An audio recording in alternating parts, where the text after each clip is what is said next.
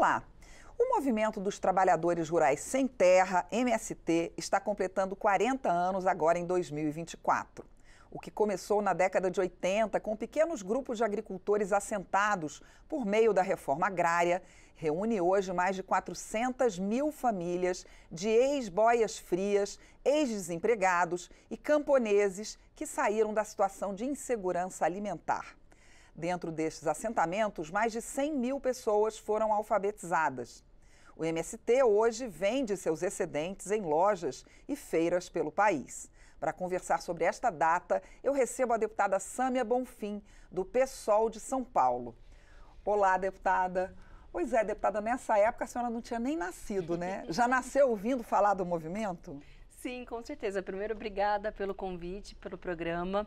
Eu sou do Pontal do Paranapanema, no estado de São Paulo, que é uma região cuja luta pela reforma agrária foi muito intensa na década de 90. Então, quando eu era criança, eu tenho essa memória, né, de ver marchas do MST, de passar muito no noticiário. O movimento, eu nasci em 89, né, o movimento está fazendo 40 anos, eu tenho 34. Mas, sem dúvida, foi parte da história do desenvolvimento social do país e também a história da esquerda brasileira. Acho que a gente não consegue identificar nenhum fenômeno, nenhum movimento, nenhuma conquista que não tenha tido a participação do movimento sem terra. Não só na questão agrária, mas em todas as demais questões políticas do país. Por isso que é um movimento com tanta magnitude e reconhecimento, inclusive internacional, e sem dúvida é o maior movimento social da América Latina. Então a gente está falando de algo muito grande e muito importante, né? Desses 40 anos, o que a senhora levantaria que chamou mais atenção nessa história? Eu acho que são dois movimentos. Primeiro, não houve política de reforma agrária no país sem que houvesse um movimento de ocupação de latifúndios improdutivos. Eu acho que é importante destacar isso, porque a reforma agrária ela é um item constitucional. Desde 88 isso rege a nossa Carta Magna, mas não houve nenhum movimento espontaneamente por parte de nenhum governo, nem federal e estadual, que não tivesse essa pressão, esse movimento do MST. Então esse é o primeiro ponto, porque a gente está falando de um direito social que só existe graças a um movimento social. E tem um segundo aspecto, que é em 40 anos, como é que você continua com força, com vigor, se adaptando inclusive a uma nova realidade do país. Então, hoje o MST também é muito referência na temática da responsabilidade socioambiental, da produção de alimentos orgânicos, né, num mundo em que está cada vez mais as pessoas consumindo industrializados ou tem uma política muito forte, né, em torno ao combate aos agrotóxicos. Eles dão exemplo de alimentação de qualidade. E eu acho que tem um terceiro aspecto também, que é da formação dos próprios assentados, que são pessoas, que você colocou muito bem, né, na abertura, são pessoas de origem muito humilde, ex-boias frias. Então eles tiveram um processo de politização, de alfabetização e capacitação mesmo para o trabalho. Então acho que são três contribuições assim que a gente vê poucos exemplos de outros movimentos sociais ou mesmo de personalidades que tenham feito esse tipo de contribuição, sabe? Quem fez essa alfabetização? Pessoas da sociedade, ou seja, de classe média, foram lá e tentaram passar informações para esses assentados? Foram dois movimentos, né? O MST, ao longo do tempo, foi ganhando muitos adeptos e muitos amigos, ou seja, pessoas da intelectualidade, das universidades, da sociedade civil, que prestam apoio, solidariedade, acompanham as atividades do movimento. Então, desde quadros orgânicos do movimento que se responsabilizavam por essas atividades educacionais, pedagógicas, de formação, quanto colaboradores externos ao movimento, mas que fazem esse processo de parceria. Hoje, por exemplo, tem uma escola que se chama Escola Florestan Fernandes, que fica em Guararema, a poucos quilômetros da capital. Ele é um espaço de formação de diversas matizes, tem inclusive muitos professores universitários que ministram cursos, desenvolvem pesquisas em parcerias com lideranças e membros do movimento. Então, acho que essa ousadia... Então já vão passando essas informações para quem já está lá dentro e essas pessoas que já estão lá dentro passam para outras. Exatamente, vão se capacitando cada vez mais e o movimento acaba se tornando, inclusive, maior do que ele próprio, ainda que seja muito grande, porque essas parcerias e relações com outros entes da sociedade civil dão um impacto ainda maior, né? Eu conheço também pessoas da área de urbanismo, de arquitetura e urbanismo, que trabalham dentro dos assentamentos. Tem da área de arquitetura e urbanismo, também tem muitas pessoas da engenharia agrônoma, tem também muitos ambientalistas, pessoas ligadas à área de pedagogia, de ciências sociais, ou seja, essa conexão, né, que muitas vezes o mundo acadêmico não faz com a realidade. Eu venho de uma universidade pública, eu sei como é. Muitas vezes, em muitas áreas, o ensino fica muitas vezes voltado para si mesmo, né, em si mesmado. Eu acho que essa parceria com o movimento social dá ainda mais a importância devida da universidade pública, e também o movimento social acaba tendo ainda mais importância quando se conecta com o que há de melhor e de mais qualitativo, né, de produção acadêmica. Mesmo com essa quantidade enorme de pessoas assentadas hoje, é possível manter essa produção orgânica? Ela não está toda orgânica, né? A maioria da produção, a produção do Movimento Sem Terra é orgânica, é a partir da agricultura familiar, mas eu acho que um desafio é como ampliar essa produção.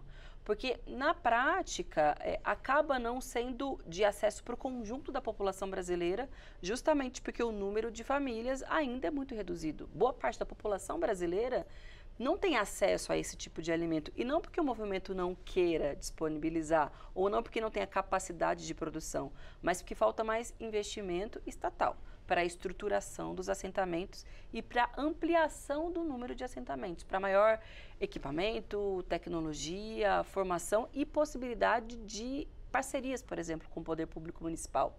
Dou exemplo da cidade de São Paulo. Tem a lei, né, que obriga a compra de alimentos orgânicos para merenda. Tem uma parceria direta com o MST já há muitos anos. Tendo esse comprador permanente, direto, grande... É uma legislação local que obriga que venha do MST? Perfeitamente. É um contrato que é feito há cerca de um pouco mais de 10 anos já. Assim como existe na cidade de São Paulo, tem em outras cidades brasileiras também. Às vezes a compra do arroz, de um alimento específico, de um assentamento específico. Esse tipo de política poderia ser ampliada, porque daí você fortalece as famílias que fazem parte do movimento e você também disponibiliza, né, esse alimento de qualidade para a população brasileira, para as nossas crianças e adolescentes. A senhora elencaria outros desafios que o MST tem daqui para frente, depois desses 40 anos? Sem dúvida. Acho que um dos principais desafios é manter erguida a bandeira da reforma agrária. Parece uma besteira, porque o Movimento Sem Terra é um movimento de reforma agrária, mas é porque existe uma lógica de criminalização muito forte dos movimentos sociais, como se eles não pudessem... A senhora participou da CPI do MST, defendendo o movimento. Como é que foi aquele momento aqui dentro do parlamento? Vamos falar um pouco dessa parte política.